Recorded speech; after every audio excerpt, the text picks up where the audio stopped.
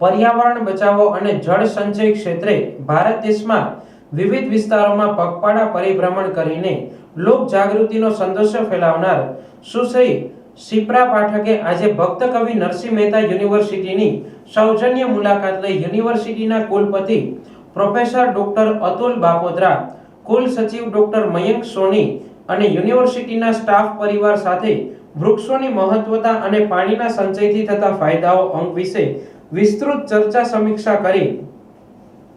અને ભારત દેશમાં આ અભિયાન ક્ષેત્રે ચાલી રહેલ પ્રયાસોની જાણકારી આપી હતી। યુનિવર્સિટી પરિસરમાં તુલસી અને આમ્રફળના વૃક્ષનું વાવેતર કરી વૃક્ષ પર્યાવરણ સંવર્ધન અને વૃક્ષ વાવેતરનો એક સંદેશો પણ જૂનાગઢની ધરા પર વહેતો મૂક્યો હતો। ત્યારે ઉલ્લેખનીય છે કે शिप्रा पाठके प्रयागना कुंभ मेला में 17 लाख जेटली पेपर बेगो और 15 लाख जेटली थाळीनु निशुल्क तीर्थ यात्रीओं ने वितरण कर्युं हतुं। शिप्रा पाठके अत्यार सुधीमां हजारों किलोमीटरनी पदयात्रा करी छे,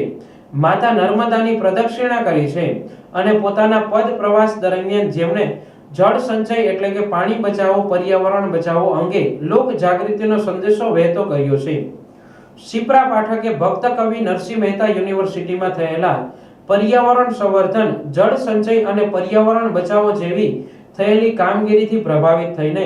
यूनिवर्सिटी स्टाफ परिवारने बिरदावता जणाव्युं हतुं के शिक्षण साथे संकळायेला विद्यार्थीओ अने प्राध्यापक गणना जो आ अति आवश्यक एवी जल संचय अने पर्यावरणनी बाबतमां आगळ आवशे तो देशमां आमूल परिवर्तन जोवा मळशे। आ तके शिप्रा पाठके कृषि यूनिवर्सिटी में कस्तूरबा गांधी होस्टेल परिसर में वृक्षारोपण करी विद्यार्थिनीओ साथे पण संवाद साध्यो हतो अने प्रकृतिविदो पर्यावरणविदो साथे एक विचार गोष्ठी कार्यक्रम में उपस्थित रही तेमणे प्रेरक प्रवचन पण पूरुं पाड्युं हतुं। नर्मदे हर पर्यावरण विषय जिस तरह से गंभीरता से दोहन और शोषण की ओर बढ़ रहा है, ये किसी से छुपा हुआ नहीं है और इसी के लिए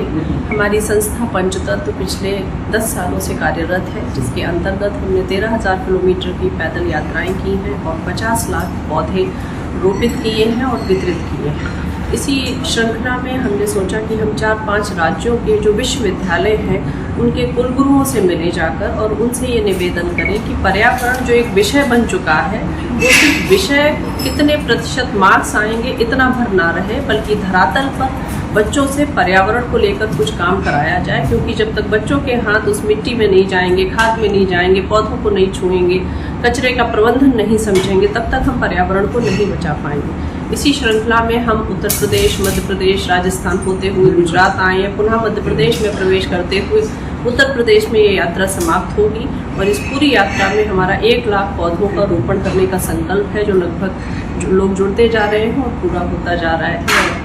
इस यूनिवर्सिटी में आज जहाँ आई हूँ, जैसे नाम से ही है, तो उनकी भक्ति को तो सभी